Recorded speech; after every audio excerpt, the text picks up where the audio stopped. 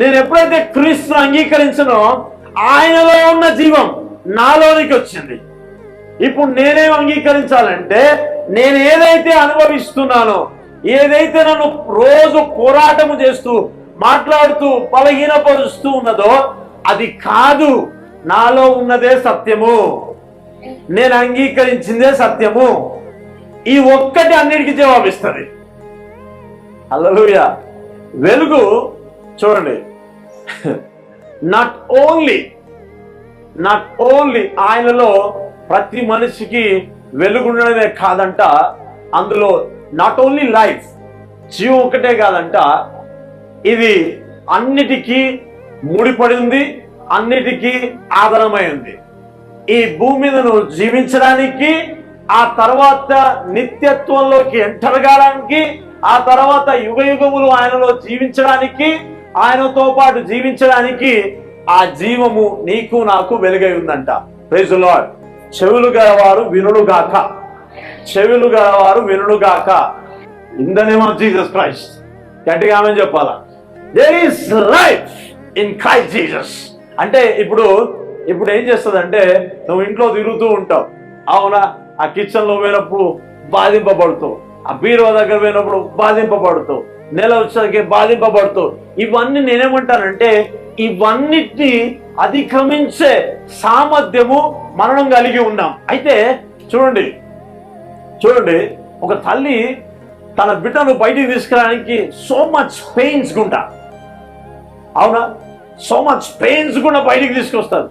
ఎంతో బాధాకరమైన నొప్పుల గుండా ఆ బిడ్డని బయటికి విడిచినప్పుడు ఆ నొప్పులను కాకుండా ఆ బిడ్డను చూసి సంతోషిస్తూ ఉంటుంది. హల్లెలూయా, హల్లెలూయా. అందుకే నేనేమంటానంటే, ఇది మనము కలిగి ఉన్న జీవం ఏదైతే ఉందో, మనము కలిగి ఉన్న సమృద్ధి ఏదైతే ఉందో, అది కొన్ని పెయిన్స్ గుండానే బయటకు వస్తుంది, కొన్ని పెయిన్స్ గుండానే బయటకు వస్తుంది. హల్లెలూయా. నేను అనుభవించాలి అంటే ఇట్స్ అప్ టు యు. అది నీకు సంబంధించినది, అది నీ విశ్వాసానికి ఆధారపడి ఉంటుంది. హల్లెలూయా. నేను అనుభవించను, నాకు వద్దు, నువ్వు ఏది చెప్తావో అది నువ్వు అయి ఉంటావు. హల్లెలూయా. నువ్వు ఏది చెప్తావో, నీలో ఏది కలిగి ఉందో, నీలో ఏది కలిగి ఉందో అదే మాట్లాడుతున్న కొలది, అదే ఒప్పుదల చేస్తున్న కొలది, అదే మాట్లాడుతున్న కొలది నీవు అది అయి ఉంటావు. నువ్వు అలా మాట్లాడడానికి నీ పెయిన్స్, నీ పురిటి నొప్పులు నీకు సహాయం చేయును గాక. ఎవ్వరికి అర్థం కాదు, నీ పురిటి నొప్పులే నీకు సహాయం చేయును గాక. ఎందుకు తెలుసా? ఆ పెయిన్స్ కొంతవరకే ఉత్తమమైనది బయటకు వస్తుంది.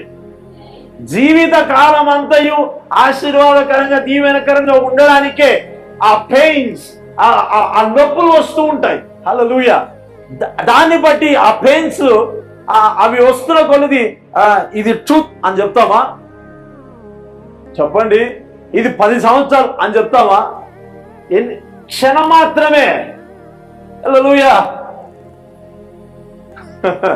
ఇంగ్లీష్ లో చెప్తా. ఆ బిడ్డను బయటికి తీసుకొస్తున్న డాక్టర్ ఏమంటారు తెలుసా? Push out. ఇంకా తీయమ్మా, ఇంకా బయటికి రా అని అంటాడు. ఎందుకు బేబీ బయటికి రావాలా? అందుకే నేనేమంటా తెలుసా, ఈ ఆదివార కాలంలో నువ్వు కలిగి ఉన్న నొప్పుల కంటే నీలో కలిగి ఉన్న జీవం గొప్పది. That's why push out. జీవాన్ని పలుకు, జీవాన్ని మాట్లాడు, జీవాన్ని విడుదల చేయి. నువ్వు కలిగి ఉన్నదే మాట్లాడు. దేవునికి స్తోత్రం. హల్లెలూయా, హల్లెలూయా. నేనేం కలిగి ఉన్నా అంటే వాక్యాన్ని కలిగి ఉన్నా. నాకు పెయిన్స్ ఉన్నాయి, సోమేరు ఉన్నాయి. అయితే నేనేమనుకుంటా అంటే జీవమే గొప్పది, జీవమే పరిపాలించాలా. జీవంలో నుంచే ప్రతి మనుషునికి వెలుగుకరంగా ఉన్నప్పుడు మరి నాకెందుకు ఉండదు వెలుగుకరంగా? జీవం మాట్లాడకపోతే బయటికి రాదు. నువ్వు విరుచుక పడకపోతే నువ్వు కావలసినది పొందుకోలేవు. అందుకనే వ్యతిరేకించేవారు కావాలా. అందుకే ప్రభు ఏమంటాడంటే వాక్యంలో, యాకోబు పత్రికలు ఏముంటుంది తెలుసా? అపవాదిని గద్దించిన వాడు మీ యొద్ద నుంచి ఇట్లా చెప్తూ పోతాడా? ఇంత సైలెంట్ గా చెప్తూ పోతాడా? అపవాది మీ యొద్ద నుంచి వాడు పారిపోవును.